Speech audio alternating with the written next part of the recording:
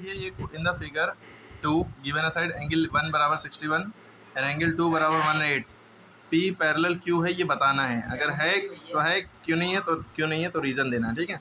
ये वाले फिगर की बात हो रही है, इसमें कह रहे हैं ये लाइन के पैरेलल है, देखने में तो लग रही है लेकिन सॉल्व करने पता चलेगा है कि नहीं, कि स्लाइटली इसकी डाइवर्ट है। तो एंगल 1 बराबर 61 है, तो 1 बराबर यानी कि ये 61 लिख लिया हमने, ठीक है। एंगल 2 बराबर 118 है, तो एंगल 2 ये है ना, 118 हो गया।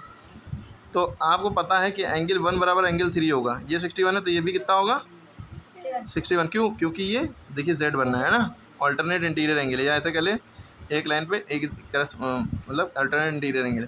अगर ऐसी कंडीशन हमने लगाई, ये पैरेलल लाइन की ही कंडीशन में, जब ट्रांसवर्सल काटती है पैरेलल लाइन कंडीशन में, ये कंडीशन जब भी बैठती है जब ये दोनों पैरेलल लाइन होंगी तो ये एंगल इक्वल होगा। हमने माना ये पैरेलल लाइन है तो ये एंगल इसके इक्वल है, ये 61 ये भी 61। और हमें ये जो ट्रांसवर्सल जा रही है ये और ये, इन दोनों का सम करके देखेंगे हम, तब इन दोनों का सम करके देखेंगे वो कितना आना चाहिए, 180 आना चाहिए ना। तो ये 61 है प्लस 118 ऐड किया 8 1 9 6 1 7 179 है, यानी 180 नहीं है, हल्का सा 1 डिग्री डाइवर्ट है। यानी कि ये जो दोनों लाइन है ये पैरेलल लाइंस नहीं है, बिकॉज अल्टरनेट इंटीरियर एंगल जो हम सॉरी ये जो एडजेसेंट एंगल सप्लीमेंट्री वाले एंगल का सम यानी लीनियर पेयर का सम अगर 180 कर रहे हैं तो नहीं हो रहा है, ये रीज़न लिख दिएगा, ठीक है। They are not parallel. Clear हो गई बात।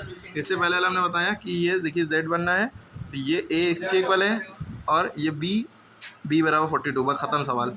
B बराबर 42 क्योंकि ये एंगल इसके इक्वल है, क्योंकि अल्टरनेट इंटीरियर एंगल, और A बराबर 35 अल्टरनेट इंटीरियर एंगल, दोनों की वैल्यू पता लगी A और B की। ये इसका क्वेश्चन ये है, ठीक है, पढ़ लीजिएगा।